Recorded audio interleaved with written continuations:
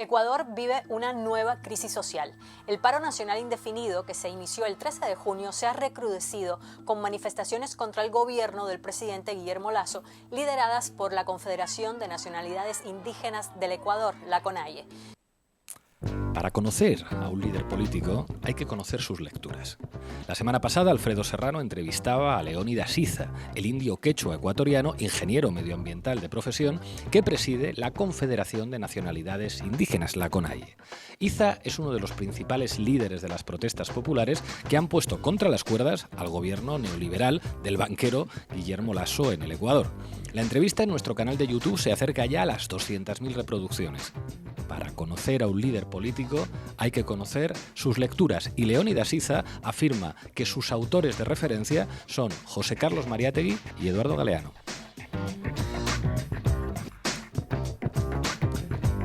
José Carlos Mariátegui, en El problema de las razas en América Latina, escribía que cuando sobre los hombros de la clase productora, sobre la que pesa la más dura opresión económica, se agrega aún el desprecio y el odio de que es víctima como raza, no falta más que una comprensión sencilla y clara de la situación para que esta masa se levante y arroje todas las formas de explotación. Los clásicos no sirven para entenderlo todo, pero explican mucho.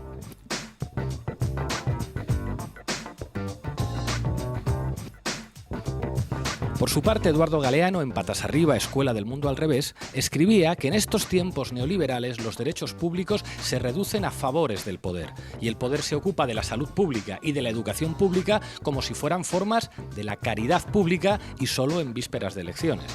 En una entrevista en Chile en 1994, Galeano decía que el neoliberalismo se propone como receta mágica de la salvación universal, pero hace 5 siglos que estamos en esto, creyendo que la libertad del dinero es más importante que la libertad de la gente. Los clásicos no sirven para entenderlo todo, pero explican mucho. ¿Qué está pasando en Ecuador con los indígenas que son la clase productora del país? ¿Qué pasa en América Latina con el neoliberalismo? Los clásicos no sirven para entenderlo todo, pero explican mucho. El neoliberalismo no funciona. El neoliberalismo es violencia económica y política organizada contra las clases populares, que en buena parte de América Latina son clases populares racializadas. El neoliberalismo y su violencia no funcionaron en Chile. El neoliberalismo y su violencia, aderezados con el narcoparamilitarismo, no funcionaron en Colombia. El neoliberalismo y su violencia no funcionan en Ecuador. Y un nuevo estallido social pone rostro político a los nadie de los que hablaba Galeano. Hoy lo analizamos en La Base. Bienvenidos y bienvenidas.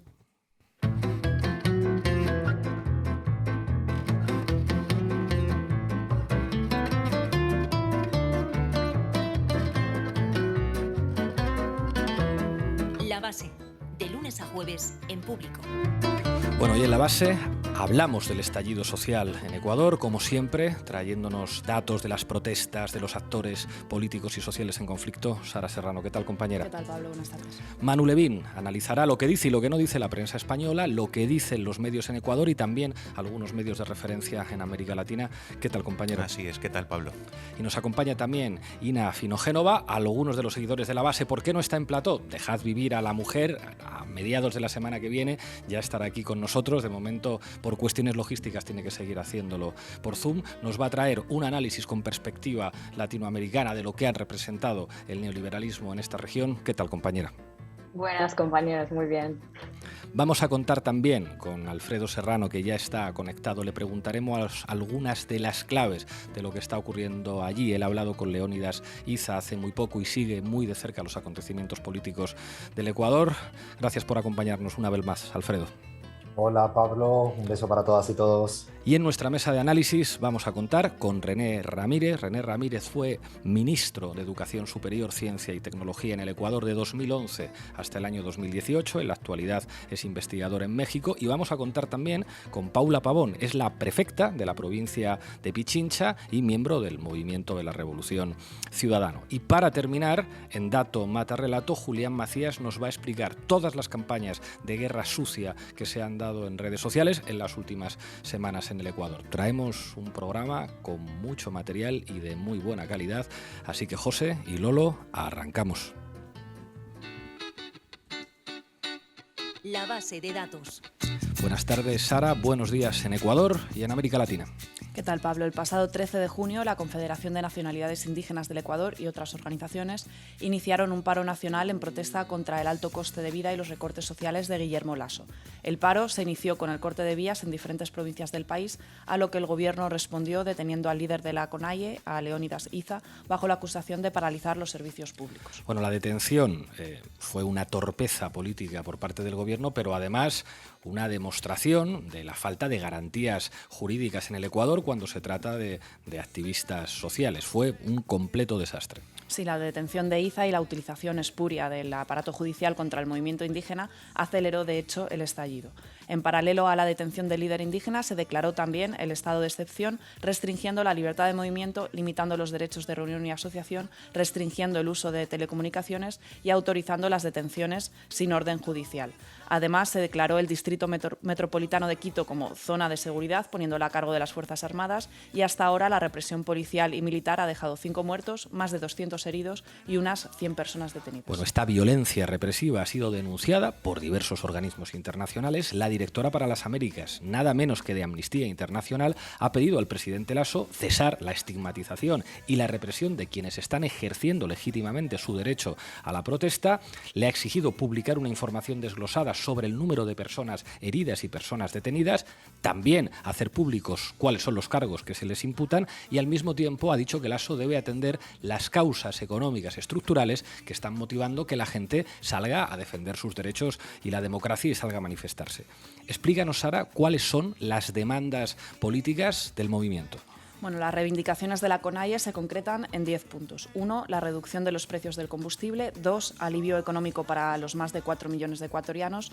3, precios justos para los productos del campo. 4, empleo y derechos laborales. 5, moratoria a la expansión de la frontera extractiva petrolera y minera y auditoría a los impactos socioambientales. 6, el respeto a los 21 derechos colectivos. 7, la prohibición de la privatización de los sectores Ojo con estratégicos. esto, porque recordemos que Lasso arrancó su mandato con la liquidación de los seguros Sucre. Esto era una entidad pública en manos del Estado que ocupaba una porción muy importante del mercado asegurador, sobre todo en un sector estratégico como es el sector petrolero. Asimismo, vía decreto, Lasso empezó a preparar la privatización de la empresa pública petrolera del Ecuador, que es Petroecuador.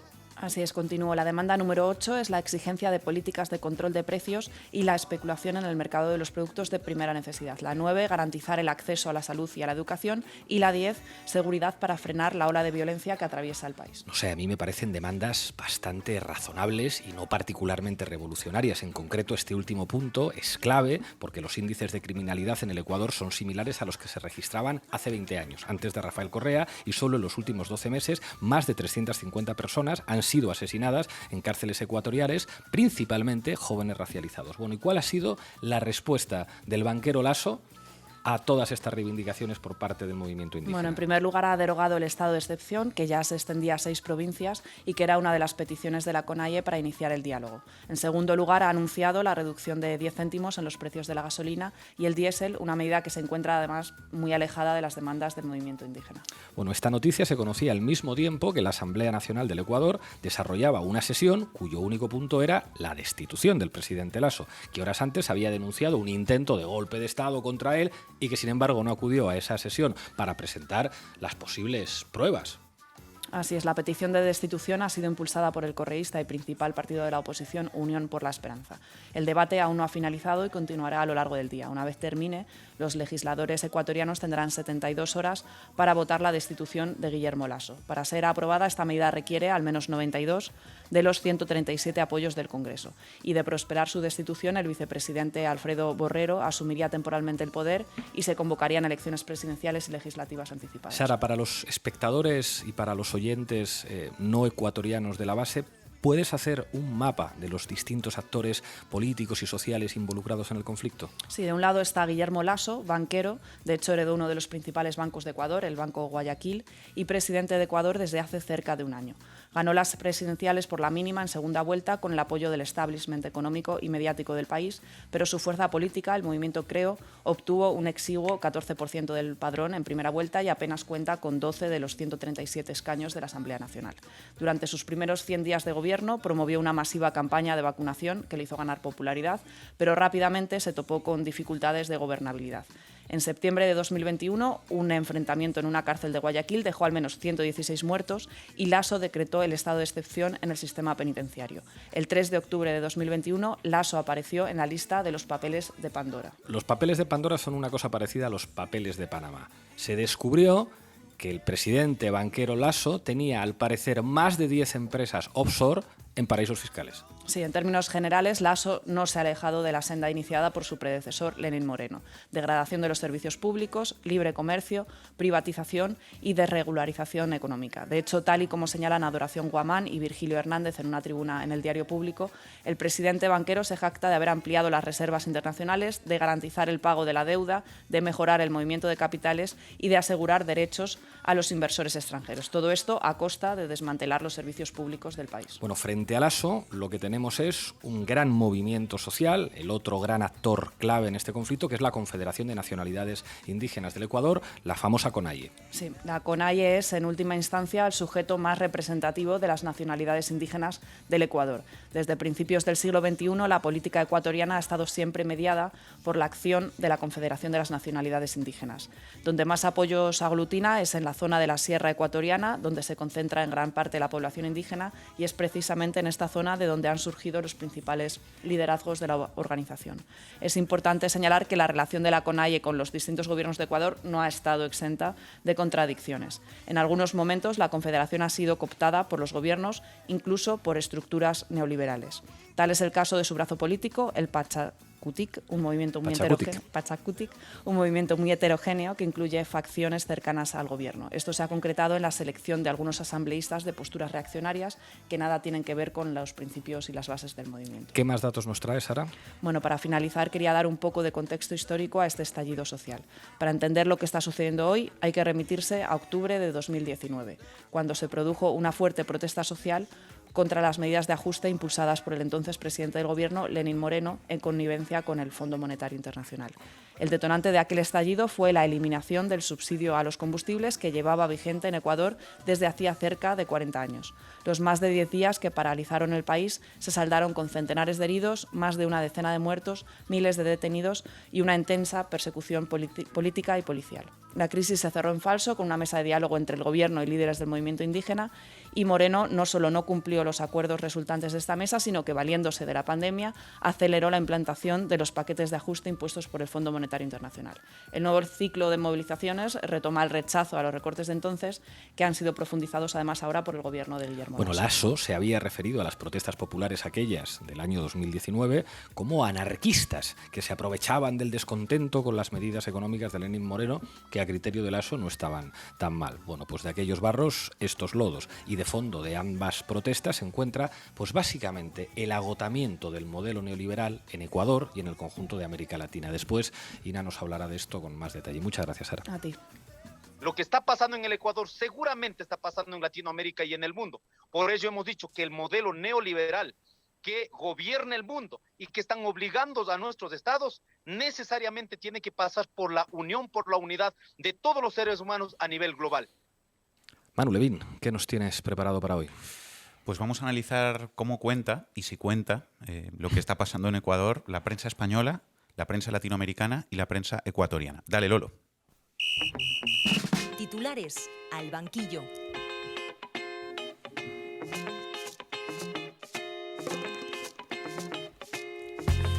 Bueno, lo primero, hay que decir que en España casi no se está hablando en los medios de comunicación sobre el estallido en Ecuador. Seguramente la mayoría de la gente aquí no sabe lo que está sucediendo allí, y esto que estamos haciendo hoy aquí en la base podemos decir que es una excepción en un panorama mediático que no está prestando prácticamente ninguna atención al paro nacional y a la movilización masiva en Ecuador.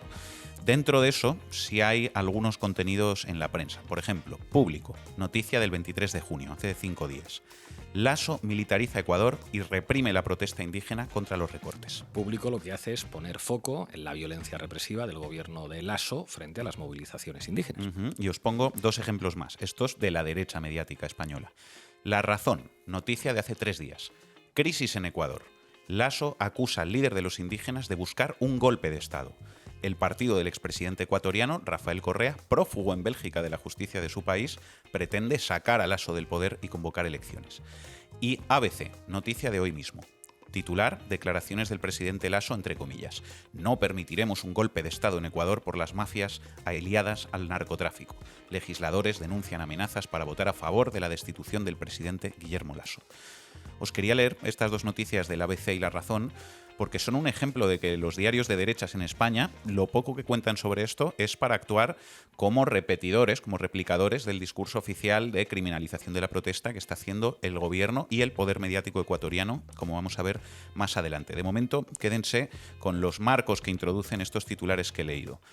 El primero, detrás de la protesta están las mafias del narcotráfico. Quédense con este concepto, el concepto mafias, porque es un concepto comodín. En España hemos visto que si la policía marroquí asesina a 37 personas que estaban huyendo de la guerra y de la miseria, algunos empiezan a hablar de mafias, que vienen las mafias. Y si en Ecuador resulta que la población se moviliza porque le suben el precio del carburante, porque quieren educación, porque quieren salud, de repente algunos medios y algunas fuerzas políticas de la derecha empiezan a hablar de las mafias del narcotráfico. Así es como actúa políticamente el poder mediático. Efectivamente, las mafias del narcotráfico, las mafias de la inmigración, en fin. Segundo elemento que introducían los titulares de la derecha mediática española. Quienes protestan quieren dar un golpe de Estado, que es un comodín, por cierto, que también se usa aquí en España en ocasiones cuando se protesta en Cataluña, dicho sea de paso. Y tercer elemento, en la ecuación también se mete al correísmo, al que se acusa de instigar e instrumentalizar la protesta. Por cierto, ABC nombraba a Correa nada menos que como prófugo. Colaboracionismo con la derecha golpista latinoamericana en el diario de Maruenda. En fin, lo dicho, narcotráfico, golpe de Estado, correísmo. Enseguida retomaremos esto fijándonos en los medios de Ecuador, pero antes quiero que nos fijemos un momento en la prensa latinoamericana, que sí presta algo más de atención a lo que está pasando en Ecuador. El Mercurio, de Chile, por ejemplo, ha incluido en los últimos días varias menciones en su portada. Os leo algunas. 24 de junio, Ecuador. Leonidas Iza, el dirigente indígena que se ha convertido en el rostro de las protestas contra el gobierno. 26 de junio, Lasso enfrenta pedido de destitución acosado por protestas. Y hoy, 28 de junio, también en portada del Mercurio. Gobierno e indígenas abren diálogo para frenar las protestas. Bueno, hay que reconocer que el periódico conservador chileno de la familia Edwards, en este caso, está bastante aséptico con las protestas de Ecuador, que tratándose del Mercurio no es poca cosa, al menos en su portada, ¿no? Exactamente, al menos en los titulares de su portada es así. Otros medios del ámbito conservador y de derecha sí son más beligerantes y más explícitos contra la protesta en Ecuador. Por ejemplo, BN Américas, que es un digital económico neoliberal latinoamericano. Noticia de este jueves 23. Protestas indígenas en Ecuador plantean amenaza al crecimiento. Un clásico. Y un ejemplo de un diario de izquierda, página 12 de Argentina. Noticia también del 23 de junio en portada. Lasso desatado. En el 9º día de protestas en Ecuador, la represión provocó 2 muertos, 90 heridos y 87 detenidos.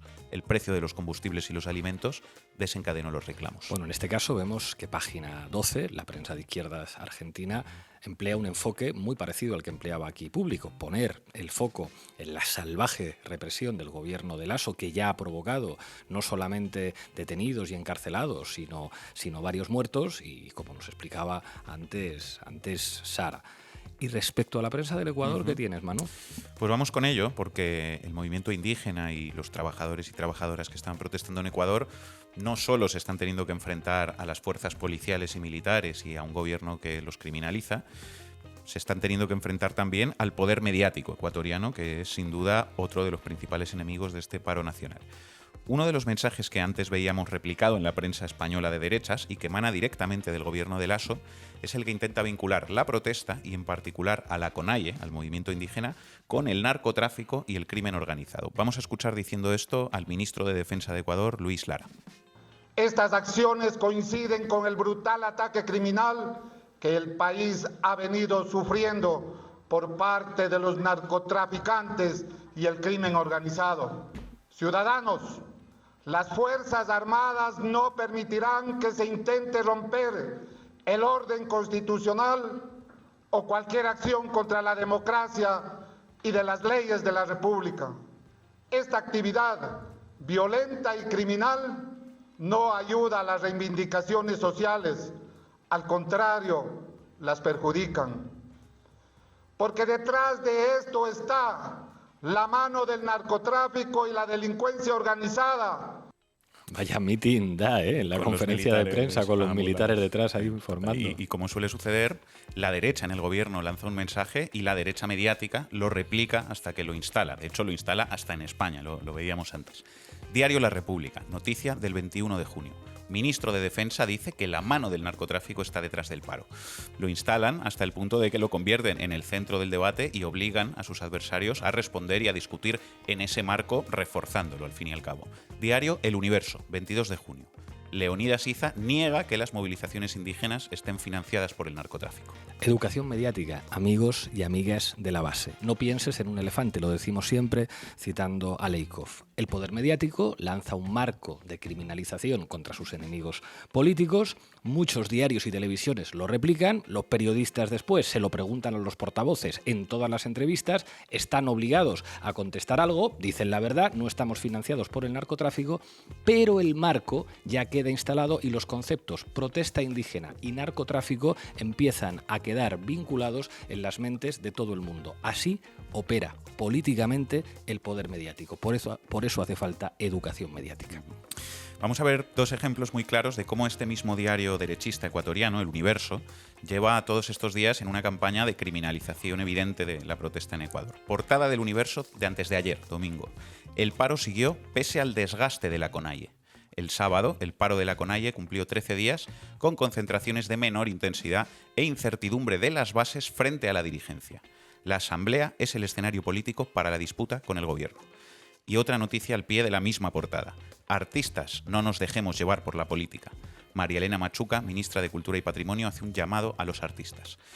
3 mensajes más uno de propina lanza aquí, creo yo, el diario El Universo. Primero, habla del desgaste de la CONAIE, que es más bien la expresión de un deseo que un dato y que una realidad. Segundo, trata de enfrentar a la gente que protesta con los dirigentes del movimiento indígena, hablando explícitamente de las bases frente a la dirigencia. Y tercero, dice textualmente que el escenario para la disputa con el gobierno es la Asamblea, el Parlamento. Es decir, trata de deslegitimar la vía de la movilización social en la calle. Y el mensaje de propina, mensaje directo a los artistas y sectores intelectuales para que no usen su capacidad de influencia para apoyar las movilizaciones. Artistas, no nos dejemos llevar por la política. En fin, otra portada más, El Universo de ayer mismo. Noticia. Pérdidas por paro llegan a los 500 millones de dólares. Ministro indicó que el riesgo país subió 295 puntos por efecto de las manifestaciones sociales. Otro clásico. Pues ya lo están viendo. El Universo, en tanto que brazo mediático de la derecha ecuatoriana, ofrece todo el argumentario para criminalizar las protestas. Así funciona el poder mediático como actor político. Portada de hoy de otro diario ecuatoriano, El Expreso. Iza eterniza el caos con pulso artificial. La Asamblea posterga el proceso de destitución ante la falta de apoyos y Leonidas Iza alarga artificialmente el pulso de la calle con un ir y venir en su voluntad de sentarse con el gobierno. El Expreso intentando claramente desacreditar al líder del movimiento indígena y cabeza visible de la protesta, Leonidas Iza. Vamos a acabar escuchando un momento de la televisión ecuatoriana. Podríamos haber puesto hoy muchos cortes de Teleamazonas, que habla todos los días de la violencia y del caos que provocan las protestas y que encarga encuestas que digan que la ciudadanía ecuatoriana desea que se acabe ya la movilización. Pero vamos a escuchar un corte de Ecuavisa, que es otra de las principales cadenas de televisión privadas de Ecuador. Ecuavisa hace 2 días. En el medio está el pueblo indígena sumido en la pobreza y profundamente manipulado por sus líderes y políticos. Los difíciles días que hemos vivido muestran una vez más el conflicto permanente entre los gobiernos de turno y el poder constituido con una organización social como la CONAIE, que por su fuerza puede desestabilizar la democracia. En fin, los pobres indígenas profundamente manipulados por sus dirigentes, la CONAIE puede desestabilizar la democracia. La televisión ecuatoriana, con todo, a intentar desactivar la protesta. Esto es muy importante que lo entiendan nuestros seguidores. Para desactivar una protesta, la represión policial puede ser un instrumento crucial, pero casi nunca es tan importante como el instrumento de la persuasión mediática. Hay pocos instrumentos más eficaces que la persuasión mediática, no solo para determinar el voto, sino para estigmatizar y finalmente para neutralizar una amplia movilización social. Lo que pasa es que esto lo sabe cada vez más gente en España, en Ecuador y también en toda América Latina. Gracias, Manu. El gobierno nacional, ya luego de Moreno, ahora con Guillermo Lasso, lo que ha instalado es procesos de instigación, procesos de persecución. Entonces, ya creo el estigma, ahora tengo que perseguir a ese enemigo interno. Y lógicamente en ese proceso todo el año realmente hemos tenido seguimientos, infiltraciones en nuestras reuniones, grabaciones, intento de accidentes planificadas, como pasó el último viernes. O sea, realmente uno dice, ¿tenemos seguridad por lo menos de opinar? No la tenemos. Bueno, llega el momento del análisis internacional con perspectiva latinoamericana, con Ina Finogenova. ¿En pa' qué me invitan? ¿Qué tal, compañera? Las protestas en Ecuador parece que se están convirtiendo en una especie de regla. El cambio del gobierno en Ecuador, lógicamente, no ha significado el cambio de modelo, por eso hoy vemos tantos paralelismos con el estallido social de octubre de 2019. Y pese a que ya se refirió Sara a ello, merece la pena recordar lo sucedido y les explico más adelante por qué. Luego del acuerdo que firmó el gobierno de Lenín Moreno con el Fondo Monetario Internacional, llegó el momento del primer paquetazo. Reformas que, según Lenín Moreno, y solo según él, evidentemente, crearían más trabajo y mejores oportunidades. Veamos esas mejores oportunidades. Recortes en salud, recortes en educación, subida de los impuestos, menos vacaciones para los funcionarios públicos, pasaron nada más que de 30 a 15 días al año, y además que los funcionarios públicos trabajen gratis un día al mes. Pero no creas que aquí se acababan todos los beneficios de estas brillantes reformas para mejorar la vida del pueblo, no. Además, decidieron eliminar el subsidio a los combustibles, del que habló Sara, vigente desde hace 40 años, que era clave para la población más pobre y especialmente para la población indígena, muchísimo más dependiente para casi todo del combustible y más vulnerable a subidas de este tipo. ¿Qué te parece? Pues me parece que son unas propuestas geniales y yo no sé cómo el pueblo ecuatoriano no pide la canonización de su presidente. O sea, todos son buenas oportunidades para la gente, ¿verdad? Oportunidades más que nada para apagar un incendio con 4 bidones de gasolina, por más cara que esta fuera. Y es lo que sucedió. El país quedó paralizado durante unos 12 días, centenares de heridos, más de una decena de fallecidos como resultado de la represión policial, miles de detenidos y medios de información mirando para otro lado o criminalizando a los manifestantes. Esto es lo que pasa siempre, que hay una protesta social protagonizada por gente que no gusta a los medios de comunicación o que encarna la ideología que gusta a los medios de comunicación, un clásico. Sí, hablaremos de ello más adelante también. Al final hubo una mesa de diálogo, llegaron a un acuerdo que sorprendentemente en el caso de un político tan fiel a sus ideas como Moreno fue incumplido por su gobierno. Y aquí les cuento por qué he tenido que retroceder casi 3 años al pasado. Porque esto no es un patrón, no se trata solamente de Ecuador ni se trata únicamente del precio de combustible. Esto tiene otro nombre y es nada más ni nada menos que el neoliberalismo, cuyas políticas han afectado a lo largo de décadas y siguen afectando a Latinoamérica. Protestas el año pasado en Colombia, protestas en Chile en 2019, en Honduras, en Guatemala y en Ecuador, todas contra medidas neoliberales, esto es, recortes en sanidad, en educación, en pensiones o aumento del precio del transporte, siempre el mismo patrón. Y todos esos países son auténticos modelos del cumplimiento de las políticas neoliberales. Países como Chile o Colombia han aplicado las medidas más ortodoxas del neoliberalismo a lo largo de años y hoy son 2 de los estados más desiguales del mundo. Las protestas que estallaron ahí entre 2019 y 2021 fueron fundamentales para propiciar el giro progresista que experimentaron posteriormente. En Chile, la gota que colmó el vaso fue el aumento del precio del billete de metro y en un primer momento, al menos en Europa, nos sorprendían esas imágenes de 1 millón de personas en la Plaza Italia y las calles aledañas de Santiago manifestándose. Bueno, es que de hecho, Ina, Chile era considerado el modelo latinoamericano por excelencia, el oasis neoliberal. Así lo llegó a describir pocos días antes del estallido social en Chile el presidente, el empresario Piñera. Pero resulta que en ese oasis teníamos un sistema de pensiones instaurado durante la dictadura de Pinochet con un mecanismo de ahorro individual puesto en manos de fondos privados que invierten tus ahorros en bolsa. Y eso para todos, salvo para los miembros de las Fuerzas Armadas, que esos sí tenían una seguridad social como Dios manda. Así es. Colombia, más de lo mismo con sus matices. La reforma tributaria de Duque fue el detonante de las protestas del año pasado. Desigualdad sistémica, sistemas de salud y educación deficientes, subida de impuestos para los sectores más vulnerables. En Guatemala hemos visto las imágenes del incendio del Congreso en 2021 porque el gobierno aprobó un nuevo presupuesto en el que decidió aplicar ajustes en educación y sanidad. Eso en plena pandemia, ojo. Y en partidas como desnutrición infantil y a la vez aumentaron fondos para la alimentación de los diputados y la compra de vehículos. Y nada de esto es broma. Ina, cuéntanos cómo se trata a la gente que protesta. Pues por parte del gobierno ya un clásico que mencionamos, criminalización de los manifestantes. Siguen fieles a la doctrina de seguridad nacional que fue impuesta por el Departamento de Estado en los años 60 del siglo XX. Leemos en el libro del profesor colombiano Francisco Leal. En los años 60 los militares adoptaron una serie de principios que llevaron a considerar a la mayor parte de los problemas sociales como manifestaciones subversivas. Y en aquel entonces eso se debía al miedo al temible germen del comunismo, pero la tradición se cumple a rajatabla hasta la actualidad. Por eso oímos de dirigentes varios que en Chile, por ejemplo, las protestas fueron desencadenadas por fanáticos del pop norcoreano y por rusos, en Colombia por las FARC y por rusos, y en Ecuador por Rafael Correa. Y por rusos. Obviamente, los rusos ya estábamos hasta en la sopa sin necesidad de invadir ningún país, como vemos y como todos recordamos.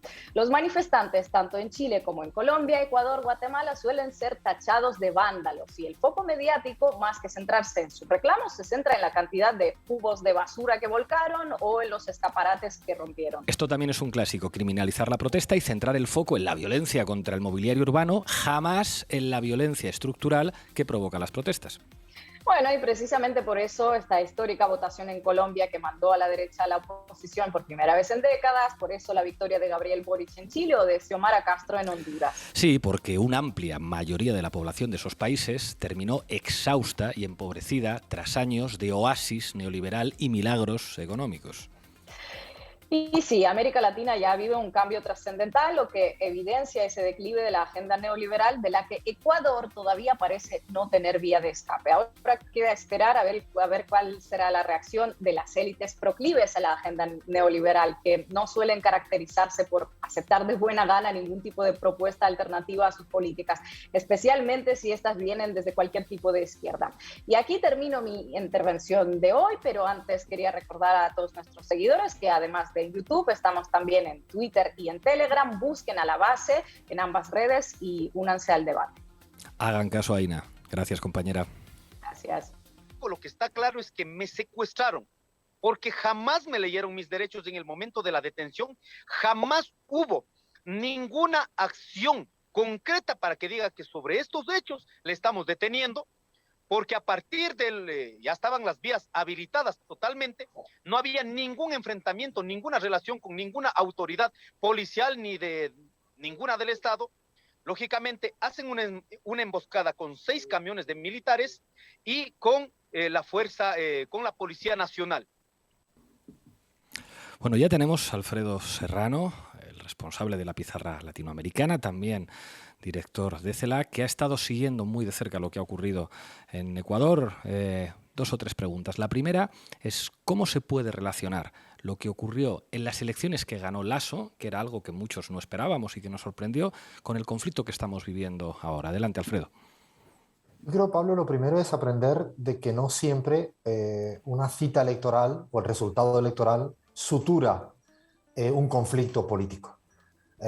Una crisis de una envergadura como la que viene padeciendo Ecuador, institucional, económica, social y política, no se resuelve siempre que hay una cita electoral, y yo creo que es un aprendizaje que tenemos que tener muy presente, no solo para América Latina, sino para el mundo. Pero añado otro segundo elemento, y es otro complejo que le ocurre en algunos presidentes, mayoritariamente de derechas en América Latina, que es el complejo de superioridad cuando ganan una elección por la mínima.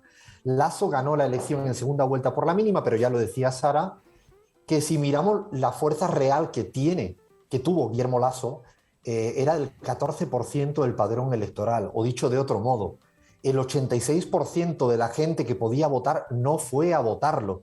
En términos de representación parlamentaria, tiene actualmente menos del 10%. Pero Lasso, como le pasó a Macri en la Argentina, creía que el 52% de la segunda vuelta era una cantidad de fieles, y eso yo creo que le traicionó ese complejo de superioridad, porque la legalidad para ser presidente no es lo mismo que la legitimidad para ejercer la presidencia. Y a mí me parece que de ahí detona en gran medida el no haberse resuelto la crisis que comentaba Sara hace un poco y Ina también, y me parece que es algo para mirarlo en perspectiva, teniendo en cuenta que las instituciones en el Ecuador no son bien valoradas por la ciudadanía, lo hemos medido en las encuestas de CELAC, y yo creo que no se va a resolver del todo por esa vía de la Asamblea o por la vía del Poder Ejecutivo, ni siquiera por la vía de los partidos políticos tradicionales. Yo creo que se abre un gran interrogante hacia adelante en el Ecuador en este momento. Una última pregunta antes de dar paso a los dos analistas ecuatorianos de lujo que nos acompañan hoy, a René Ramírez y a Paola Pavón. Y es a propósito de Leónidas Iza. Yo sé que tú le conoces mucho y te quería preguntar, porque es un tipo que a veces cuando no le conoces parece distante. ¿Cómo es en la distancia corta? ¿Tú qué has podido tratar con él? Lo primero que para nosotros y nosotras los europeos y europeas nos cuesta entender mucho esa cosmovisión andina, indígena, donde esa distancia es parte de la historia, de no fiarse de casi nadie ni de nada, con razón histórica. Es una persona muy valiente, donde yo creo que este tipo de negociación no va a ser fácil para el Poder Ejecutivo, para el presidente, porque Leónidas Iza es un tipo muy convencido, mucho más estratega de lo que la gente se imagina. De hecho, en la elección última de Ecuador, él quiso tener un rol porque quería tener la presidencia de la CONAIE. Y de hecho fue incluso criticada por mucha gente de un lado y de otro, pero él tenía mucha claridad que su vía era la CONAIE y no era la cuestión electoral. Es una persona que escucha, es una persona muy bien rodeada, muy bien formada, que estudia mucho y que además no va a ceder frente a sus convicciones. Eso sí, las confianzas con él no se ganan en un día, y yo creo que eso es un aviso para navegantes y para el correísmo en el Ecuador.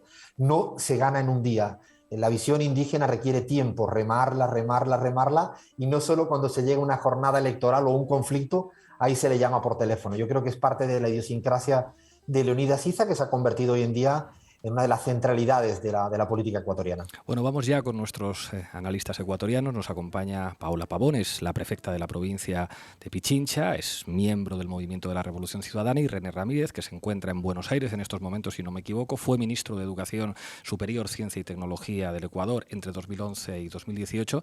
Empiezo contigo, René. ¿Cuál es tu análisis de lo que está ocurriendo ahora y qué consecuencias políticas a corto plazo podría tener?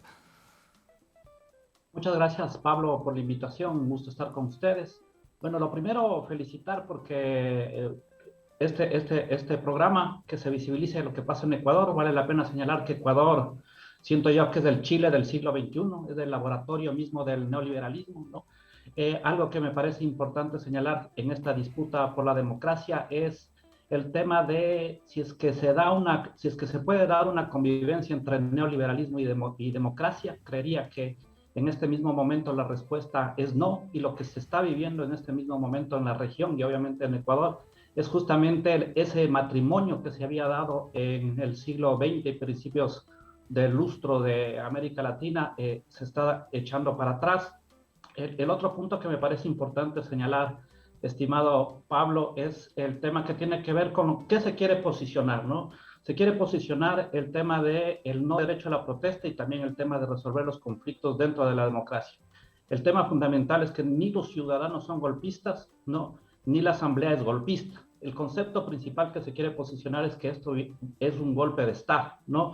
Y en este caso la salida que se está dando desde la parte política, llamémoslo así, está pegado al artículo 130, ¿no? Que es la muerte cruzada, ¿no? Esto me parece fundamental porque en el marco de cómo se crean marcos de análisis de sentidos comunes, acordémonos la tesis neonazis de Uribe sobre la revolución molecular disipada, ¿no?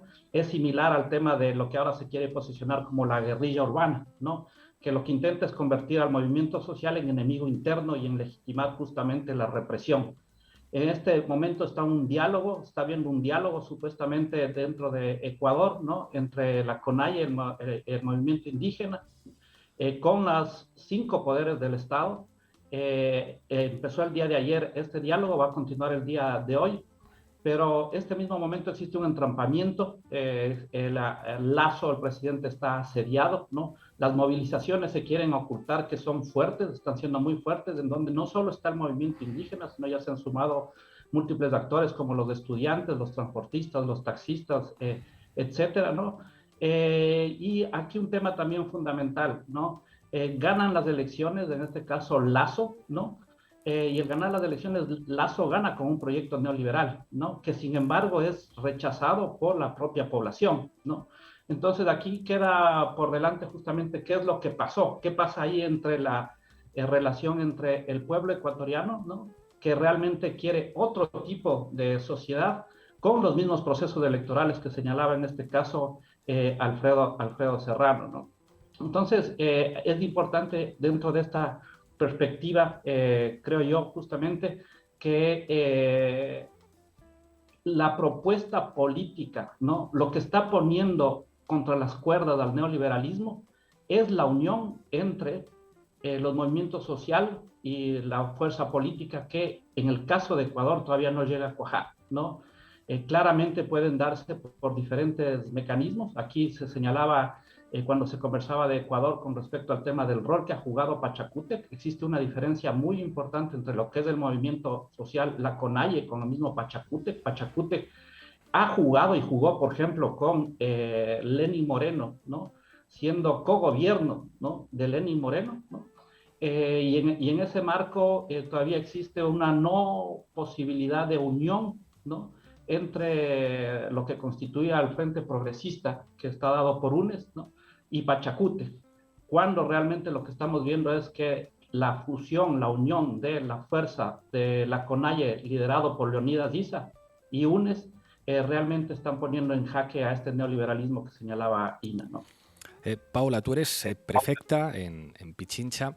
En los procesos que hemos visto tanto en Chile como en Colombia, hemos visto diferentes tipos de traducciones institucionales de movimientos sociales antineoliberales. En el caso de Chile, tiene una traducción en términos constituyentes, con una convención constitucional llamada a redactar y finalmente, si recibe el respaldo popular el 4 de septiembre, una constitución que refunda el país con criterios diferentes al neoliberalismo armado de la constitución de Pinochet, y en el caso de Colombia, con la victoria de Petro y Francia Márquez, con un programa claramente antineoliberal. ¿Qué posibilidades de traducción política puede tener este movimiento social en Ecuador que está poniendo efectivamente contra las cuerdas al gobierno del banquero Lasso? Gracias, Pablo, por la invitación. Un saludo a todos, a todas, especialmente a René. Qué gusto compartir este espacio con René. Creo que lo que estamos viviendo en el Ecuador es la expresión de una manifestación social, pero también ciudadana. Yo quisiera incorporar este elemento porque si bien se expresa a través de la CONAIE el malestar, el planteamiento de 10 puntos que han exigido al gobierno, lo que tú ves en las calles, Pablo, es una protesta ciudadana que se sintetiza en fuera Lasso fuera. Un rechazo al gobierno y obviamente, como decía tanto Alfredo como René, es la expresión de 5 años de neoliberalismo a la vena. 5 años en donde ha crecido el desempleo, donde ha aumentado la pobreza, donde tienes un Estado absolutamente ausente.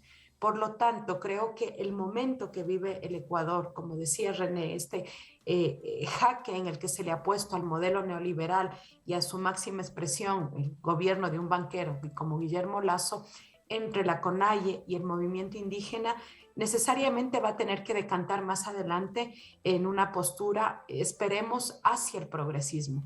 El próximo proceso electoral que vamos a vivir en el Ecuador se llevará a cabo en febrero del próximo año. Tú vas a tener que enfrentar elecciones locales, 221 municipios, 23 gobiernos provinciales, 820 juntas parroquiales. Son los gobiernos locales, desde los más pequeños, los municipios y las provincias. Esta puede ser una salida que nos permita reconducir desde el espacio democrático hacia el progresismo, que es lo que está evidenciando en este momento la ciudadanía en general y obviamente con la CONAIE, que es quien está liderando este proceso en las calles. Algo importante que hay que señalar al análisis que han hecho tanto Alfredo como René y también Ina, es que en este momento también se ha sumado al pliego de peticiones por la CONAIE el transporte como tal. Y esto es algo que no había pasado y que le da un giro distinto a las movilizaciones. El momento en el que el presidente Lasso anuncia una disminución de 10 centavos al precio de galón de gasolina, hace que se pretenda también desde los sectores del transporte algo que se venía buscando desde octubre del 2019, como INA señalaba en su resumen. Lo que genera el estallido en octubre del 2019 es la liberalización de los combustibles, el incremento del 180% de los combustibles y que se lo ha venido arrastrando desde el 2019. Así que creo que el día de hoy es un día clave en los 15 días de protesta, en el diálogo que se mantuvo ayer, que además fue público, televisado por, me atrevería a decir, los medios alternativos, porque los medios de comunicación, como ya explicó Manu, han jugado un rol nefasto en estas manifestaciones. A través de las redes sociales se transmitió este diálogo. La CONAIE ha puesto en jaque al gobierno y le ha señalado de los 10 planteamientos, 2 que son esenciales. Que se puedan derogar 2 decretos, pero sobre todo la disminución del precio del combustible. Y eso genera una nueva presión. Así que el día de hoy es clave. A las 10 de la mañana, hora Ecuador, se retorna a la mesa de diálogo. Los ministros y la CONAIE retornan a la mesa de diálogo, pero la CONAIE ha insistido en que el punto clave es la disminución del precio de los combustibles. Y esto también coloca al sector del transporte, que empieza a ver la posibilidad de mejorar sus condiciones de cara a esta que ha sido una demanda desde hace 2 años. Sara, Sí, tenías una pregunta para Paola, ¿verdad? sí. En octubre de 2019 fuiste víctima de una persecución política que te llevó a pasar meses en prisión, acusada infundadamente de rebelión por el gobierno de Lenín Moreno. Y ahora está ocurriendo algo similar a lo que sucedió durante el paro de 2019. El gobierno no está dudando en utilizar noticias falsas para involucrar en una supuesta conspiración golpista a las pocas instituciones que quedan gobernadas por la oposición en Ecuador. Yo te quería preguntar cómo está siendo esta campaña orquestada por medios de comunicación y por el gobierno para criminalizar a la izquierda en el contexto de estas movilizaciones. Sara, 2019 fue un momento difícil en lo político y en lo personal. Difícil para la Revolución Ciudadana porque la línea de conducción de ese momento que nos encontrábamos en el país fue arrestada, fue detenida. Y en lo personal, 72 días de cárcel, más de 2 años con un dispositivo electrónico y privada de mi libertad. Además en pleno ejercicio del cargo público, así que fueron momentos difíciles y lastimosamente hoy vuelven con el mismo esquema. ¿Cuál es el esquema? Una noticia falsa en redes sociales, amplificada por un medio digital, Claro. Luego un medio escrito lo toma, se publica en los grandes canales de televisión e inmediatamente la justicia empieza a actuar. Esta semana ha sido, la semana que cerramos ha sido una semana también difícil, debido a unas acusaciones infundadas, nada más y nada menos que del canciller de la República. Por lo tanto, esto nos ha puesto también en alerta a los dirigentes de la Revolución Ciudadana. Creo que esta combinación de la protesta social liderada por la CONAIE y la salida, porque aquí quiero insistir muchísimo, René ya lo planteó, la salida constitucional, legal, democrática que ha planteado la bancada de UNES en la Asamblea Nacional, coloca también al correísmo en el centro de la reacción del gobierno. Nosotros hemos alertado, esperamos que no tengamos el desenlace de octubre del 2019. Una vez que pararon las protestas, los dirigentes de la Revolución Ciudadana fuimos judicializados. Y creo que este interés, Sara, tiene en este momento 2 objetivos. Obviamente tener un chivo expiatorio, que siempre electoralmente a la derecha le conviene que sea la Revolución Ciudadana, pero también un tema especial en este caso. Que no pueda concretarse la alianza de los sectores progresistas en la Asamblea Nacional. Hay mucha resistencia del movimiento indígena, de la CONAIE, de que se les pueda juntar hacia la Revolución Ciudadana. Y creo que en este momento el objetivo de señalar que la protesta social, la CONAIE, está siendo utilizada por el correísmo, busca disminuir la capacidad en la Asamblea Nacional, es decir, que las bancadas progresistas no se sumen a esta tesis que ha colocado a la Revolución Ciudadana como una salida constitucional y frente a algo que para nosotros es importante, parar la violencia, la escalada de violencia en las calles. En octubre del 2019 tuvimos que lamentar 11 muertos. La semana anterior discutimos muchísimo a lo interno de la Revolución Ciudadana si colocábamos el planteamiento de la muerte cruzada y activábamos el artículo 130 de la Constitución. Y la mayor motivación fue parar la escalada de violencia en las calles. No queremos lamentar 11 muertos. Hasta la fecha hemos perdido seis vidas ya. Esta manifestación, estos 15 días de manifestación le ha costado la vida a 6 ecuatorianos y ecuatorianas, y creo que la mayor motivación fue encontrar esta salida constitucional. Así que no nos sorprende, nos preocupa, siempre nos preocupa. Nuestra seguridad está vulnerada constantemente, no solamente por el acoso mediático, sino también por el acoso judicial.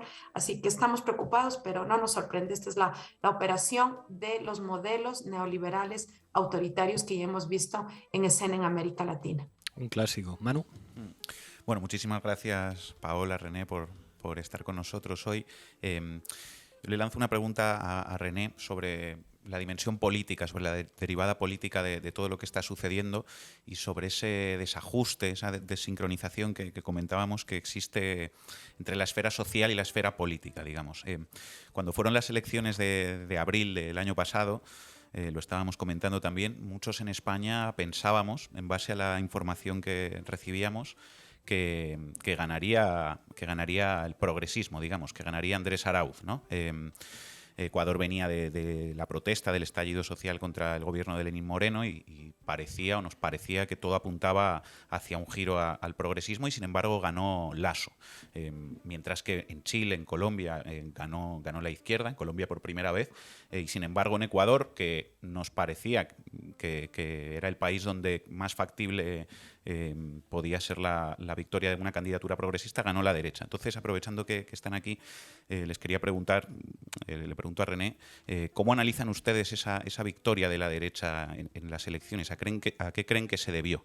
¿Cómo la analizan y cómo encara su movimiento político las próximas elecciones, ya sean adelantadas como resultado de este estallido o ya sean en tiempo y forma en la fecha que les corresponde, digamos, para que ese rechazo al proyecto neoliberal que es mayoritario en la sociedad ecuatoriana tenga un correlato político con un gobierno progresista?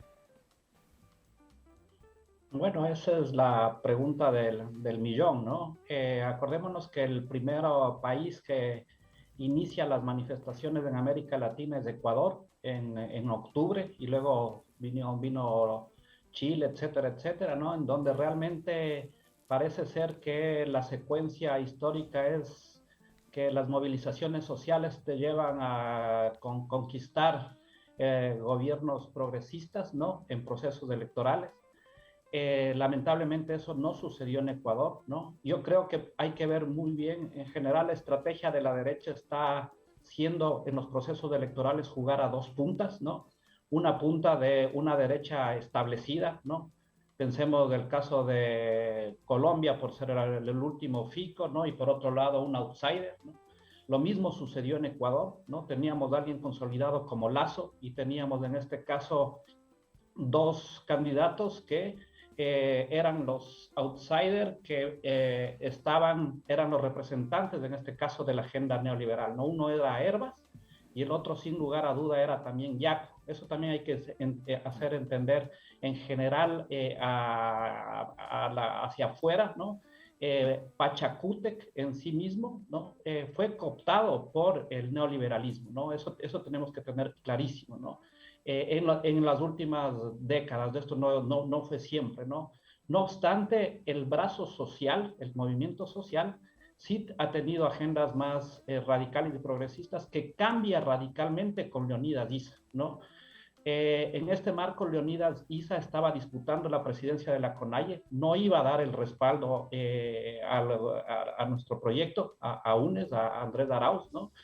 Y obviamente eso tiene sus repercusiones, porque estaba en el imaginario octubre, la gente respaldaba mucho la postura, en este caso, del movimiento social indígena. El movimiento social, en este caso la CONAIE, hace una cuestión que no necesariamente lo ha venido haciendo en los últimos años, que tiene que ver con dejar las demandas corporativas, ¿no? Y poner demandas sociales, ¿no? Esto es importante. De las 10 tesis que propone en este caso la CONAIE, solo una tiene que ver con respecto al tema del reconocimiento indígena, las demás son que afectan a la sociedad ecuatoriana, Y en ese marco, uno de los puntos principales, nodales desde mi punto de vista, es toda esta estrategia que hace Yaku, ¿no? Estrategia digo porque era una suerte de boicot a las tesis más antineoliberales, que es plantear el nulo ideológico, ¿no? El nulo ideológico lo que hizo es que se eleve el voto nulo, ¿no? En aproximadamente 10 puntos, ¿no? Si es que la mitad de esos puntos iba, en este caso, para nuestro candidato, que era Andrés Arauz, ¿no? Tranquilamente se hubiese ganado. Esto digo más allá de los temas que siempre lo hemos discutido, los errores propios que se pueden tener, que se tuvo en campaña, pero esa es una cuestión epidérmica, ¿no? Lo que tenemos que ver ahí en términos estructurales, desde mi punto de vista, que si es que no hay una articulación entre las fuerzas sociales con las fuerzas progresistas, difícilmente se va a poder ganar un proceso electoral. Aquí hay como 3 consignas muy claras, ¿no? Ya lo dice Vandana Shiva, unidad versus el 1%, yo diría versus el 0.1%. La segunda para mí es unidad versus el fascismo, ¿no? Y la tercera es la reproducción de la vida versus la reproducción del capital, ¿no? Y en esas 3 consignas coincidimos mucho, coincidimos en todas del movimiento social, ¿no? En este caso con el proyecto político que es UNES. Ina. Sí, mi pregunta es para Paola, porque justo ella estaba mencionándolo. Entiendo que la Unión por la Esperanza, principal bancada de la oposición, pidió formalmente iniciar el proceso de muerte cruzada para adelantar elecciones y destituir al presidente Lasso. ¿Qué posibilidad, qué chance tienen para llevar adelante esa iniciativa y qué tan factible sería todo? Gracias. Ina, para contextualizar sobre todo fuera del Ecuador, es importante comprender que el 130 de la Constitución numeral 2 activa el cierre de la Asamblea y la salida del gobierno. Por lo tanto, la postura que han planteado nuestros compañeros de la bancada de UNES es frente al clamor de la ciudadanía, de fuera todos, nosotros ponemos a disposición los cargos y logremos sustituir las balas de represión por los votos, y eso implicaría el adelanto de elecciones. La situación es compleja, se ha hecho pública la expresión de UNES, de algunos asambleístas de Pachakutik. Aquí es importante señalar, René, y así esta diferencia entre lo que significa Pachakutik y lo que significa la CONAIE. Tú ves posturas de varios legisladores de Pachakutik muy cercanas al presidente Lasso, por lo tanto no se tendría toda la votación de Pachakutik. Algunos legisladores, algunos independientes también ya han expresado su voluntad de apoyo. Sin embargo, el Partido Social Cristiano también ha hecho público su rechazo a la activación del artículo 130 y de la muerte cruzada, y en este momento estaría en vilo la postura de la izquierda democrática. Y digo estaría en vilo porque el día de ayer sacaron un comunicado bastante ambiguo que no nos permite dilucidar finalmente cómo será la votación. El presidente Lasso dio una rueda de prensa antes de la represión brutal del día jueves en la noche, en donde él anunció que la izquierda democrática, Pachakutik y el Partido Social Cristiano lo apoyaría. Esto, después de la represión, también generó muchísima molestia en las bancadas políticas porque le han repetido al presidente que no le han otorgado un cheque en blanco. Así que esperemos el desenlace. El día de hoy se mantendrá la tercera sesión en donde se debatirá y se discutirá y se aspira a que el día de mañana, en horas de la mañana, pueda darse esta votación. ¿Cuál es mi lectura? Mi lectura es que se contará con 85 votos haciendo un gran esfuerzo, lo cual no será suficiente porque necesitas las 2/3 partes, es decir, 91 votos para que se pueda concretar la muerte cruzada. Sin embargo, creo que la medida de la Asamblea permitió parar la escalada de violencia en la calle, permitió también algo importante, que el día de ayer se concrete la famosa mesa de diálogo. Ayer se concretó por primera vez de forma real, práctica, esta primera mesa de diálogo, y creo que en ese sentido es una contribución importante la que ha hecho la Asamblea Nacional para tratar de evitar más represión y evitar más muertes, que es lo que nos duele en estos días. 6 personas han perdido su vida. Alfredo. Bueno, como son dos amigos y amigas, Paola y René, voy a hacer la pregunta incomodísima y es el rol del correísmo hacia adelante, ¿no? O sea, que políticamente, cuando en medio de esta coyuntura y sobre todo qué va a pasar después de la coyuntura. Sabemos de las dificultades que hay entre el correísmo y el movimiento indígena, históricas, cuando se ha gobernado, cuando no se ha gobernado, en citas electorales, en citas no electorales. A mí me interesa mucho la voz de René y de Paola hacia adelante, si no quieren hablar del correísmo en primera persona como parte de una corriente que sigue siendo probablemente la identidad política más relevante en el Ecuador, pero que esta movilización, y no es la primera vez, le ha pasado o le ha superado o le ha trascendido. Y me gustaría saber la opinión de dos amigos. Parece, René, sí, empiezo con la pregunta de nuestro querido Alfredo. Hace un momento, René hacía una valoración de los últimos triunfos progresistas en América Latina. Y yo creo que esa es una de las grandes tareas que tiene el correísmo, y te contesto en primera persona, Alfredo. Creo que es importante generar esta ampliación y lograr la convergencia de algunos sectores. René hablaba sobre lo importante de la reproducción de la vida y que son las causas que nos juntan en este momento con organizaciones sociales como la CONAIE. Yo creo que la ampliación hacia los sectores indígenas es fundamental. Ya vemos cuánto peso tuvo el nulo ideológico al cual hacía referencia René en la última elección.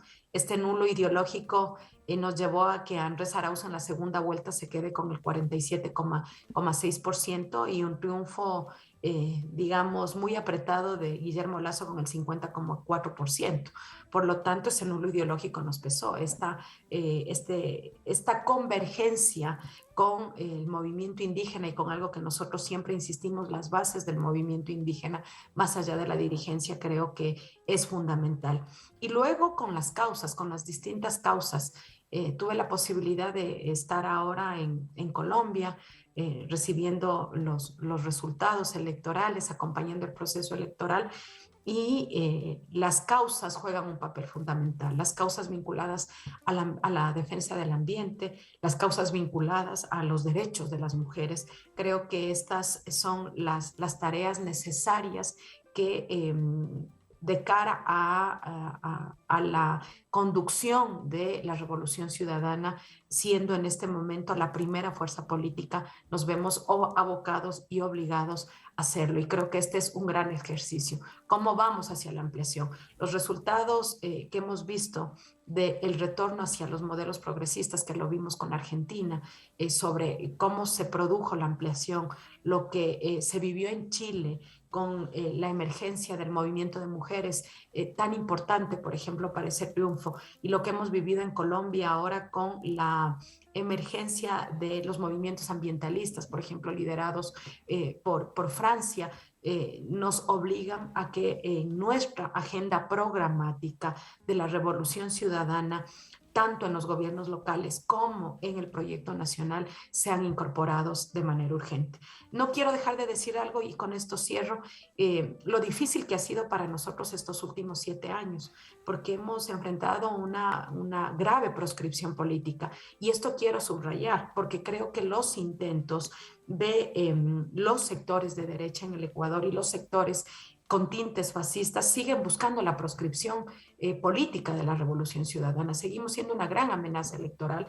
No solamente nos quitaron el partido, nos judicializaron a nuestros dirigentes, tenemos gente exiliada, gente asilada, dirigentes con procesos judiciales, y esto sin duda también ha generado una estigmatización sobre lo que significa el correísmo, porque esto no solamente nos impactó en las urnas en la última elección, sino también hace que las distintas organizaciones sociales y políticas tengan cierto recelo de sentarse en la mesa con la revolución ciudadana. Y creo que esto también, si bien nos conmina y nos confronta a nosotros internamente, también tiene que ser un elemento de cuestionamiento hacia las organizaciones sociales e incluso a las organizaciones políticas, porque si no generamos esta unidad y esta ampliación de los distintos frentes progresistas, sea en lo político, en la arena política o en la arena social, va a ser muy complicado que podamos tener el retorno de un modelo progresista que ponga freno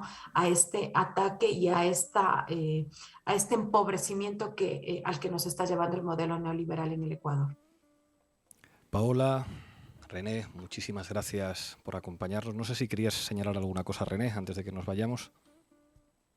No, simplemente confirmar lo que dice Paola, quizás poner en el escenario de América Latina que en este mismo momento existen dos propuestas para enfrentar al neoliberalismo, llamémoslo así, la propuesta de Colombia y la propuesta de Brasil. En la propuesta de Colombia es dirigirse realmente a la construcción de un frente popular plurinacional, podríamos decirlo, ¿no? En el caso de Brasil, una articulación más hacia el centro, ¿no? Con el vicepresidente, en este caso, Hakim, ¿no? Ecuador tendrá que tomar la decisión cuál es la ruta, ¿no? La ruta si es que se dirige hacia la construcción de un frente plurinacional popular o si es que va hacia el centro, ¿no? Yo creería que, dado los acontecimientos que estamos viviendo, la salida debería ser hacia la construcción de un frente político plurinacional popular, y eso implica la articulación sí o sí con el movimiento indígena, ¿no? Eso, estimado Pablo. Muchísimas gracias, René. Muchísimas gracias, Paola, por acompañarnos. Analistas de lujo en un programa muy especial que llevábamos tiempo queriendo hacer, y es el momento de Dato Mata Relato con Julián Macías, que ya está preparado en el búnker de Pandemia Digital para darnos información fresca sobre la campaña de guerra sucia de las últimas semanas en Ecuador. Mete cabecera, Lolo. Dato Mata Relato con Julián Macías. Buenas tardes, Julián. Buenos días en América Latina. Dispara. Bueno, Pablo, pues si te parece voy a hablar de las campañas sucias en redes sociales durante el paro nacional convocado por la CONAIE, porque si hay un país y un presidente de gobierno que le debe su victoria a la campaña sucia en medios y redes sociales, bueno, ese es Guillermo Lasso, y no hay que olvidar que, digamos, que él es el presidente de la Fundación Ecuador Libre, que pertenece a la Red Atlas Network, de la que suelo hablar, y que hizo gran parte de su fortuna en la época que fue ministro de Economía durante el gobierno de Yamil Maguad, en el que había 5 banqueros y que provocó la mayor crisis económica en Ecuador en 1999 con el feriado bancario, del cual Lasso se aprovechó como presidente del Banco Guayaquil, y digamos que esa fortuna la llevó a paraísos fiscales como Panamá, donde está el banco que dejó a sus hijos, y además se le conocen al menos 144 propiedades en Miami a través de empresas pantalla. Bueno, además, como otros miembros del entorno de Atlas Network, bueno, apareció en los Pandora Papers junto a Piñera y a Abinader, que es el presidente de la República Dominicana, y que recientemente ha tenido una polémica tras demostrarse que las redes sociales de su gobierno usaba bots y cuentas falsas a través de la misma empresa que contrató Guillermo Lasso, y digamos que fue la que operó en redes sociales durante las últimas elecciones que le dieron la victoria a la presidencia. Los brazos armados de la extrema derecha política en las redes sociales. Bueno, háblanos de la campaña de guerra sucia en las elecciones de Ecuador, que de esto tienes también muchas informaciones.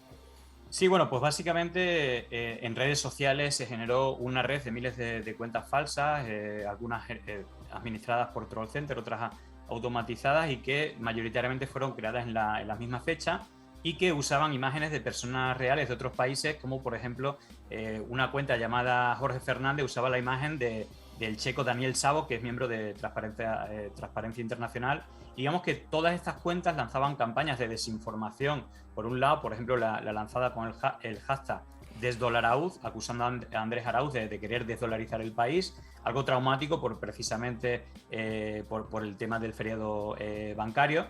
Y digamos que también hubo campañas de odio retirando insultos y caricaturizando al candidato Andrés Arauz, llamándolo Lelo, por ejemplo, era uno de los insultos más repetidos, pero sobre todo difundiendo fake news y vídeos manipulados, por ejemplo, cambiándole el audio a uno de estos vídeos y diciendo que el candidato Andrés Arauz estaba corría huyendo del lanzamiento de huevos, por ejemplo, o que ofrecía $250 en las sedes de UNES para comprar votos. Incluso esta noticia, ese titular fue replicado en el diario Clarín, lo que provocó que toda la parrilla de todos los medios replicasen al mismo tiempo el titular del diario Clarín, o por ejemplo que el Ejército de Liberación Nacional financiaba la campaña de Andrés Arauz. Esto también fue publicado por el diario Semana, que bueno, también ha tenido su participación estelar en la campaña en Colombia. Y bueno, esto fue precisamente pocos días antes de las elecciones y también fue replicado por toda la parrilla televisiva y mediática de Ecuador, aunque, de Ecuador, aunque luego, una vez pasadas las elecciones, digamos que nunca más se volvió a saber de este asunto.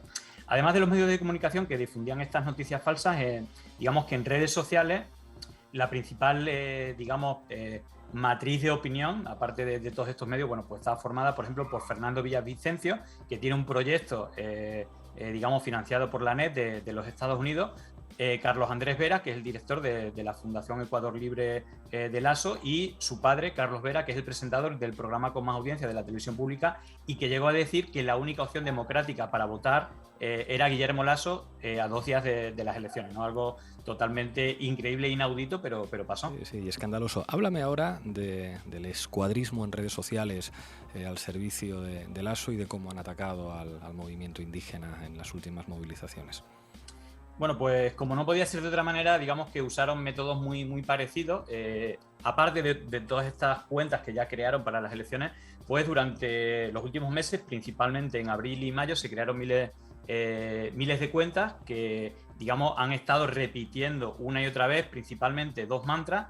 Una es que los manifestantes y Leónidas Iza son terroristas, y otra es que están financiados por Correa, por el correísmo o por el narcotráfico. Digamos que esto se ha estado repitiendo una y otra vez y es un esquema muy parecido a cada una de las movilizaciones que han estado reivindicando derechos en diferentes países de América Latina, y para ello usaron técnicas habituales como publicar vídeos manipulados o vídeos antiguos. Por ejemplo, había uno de una furgoneta que es un incendio de hace varios años que no tiene nada que ver con la CONAIE, pero que se lo asociaban a acciones terroristas precisamente de la CONAIE, de los indígenas. O, por ejemplo, una de las cosas creo que digamos más polémicas también fue negar la realidad en el caso de uno de los manifestantes asesinados. Digamos que se hicieron virales las tomografías del cadáver, en el cual se veía como una bomba lacrimógena lanzada por la policía se le incrustó en el cráneo.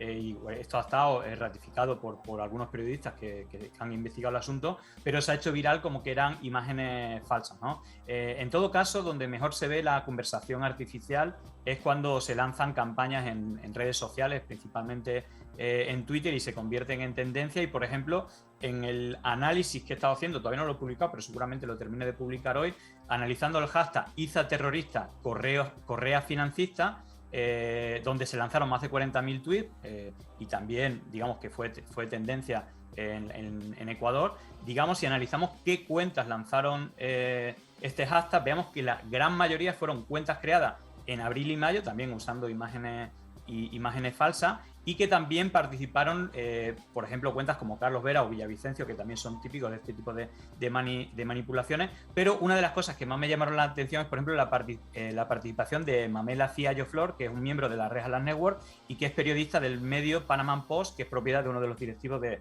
esta red. En todo caso, una y otra vez, bueno, se repiten los mismos métodos, que básicamente es mentira, odio y bots, y sobre todo opera la misma impunidad de siempre para emplear este tipo de estrategias comunicativas.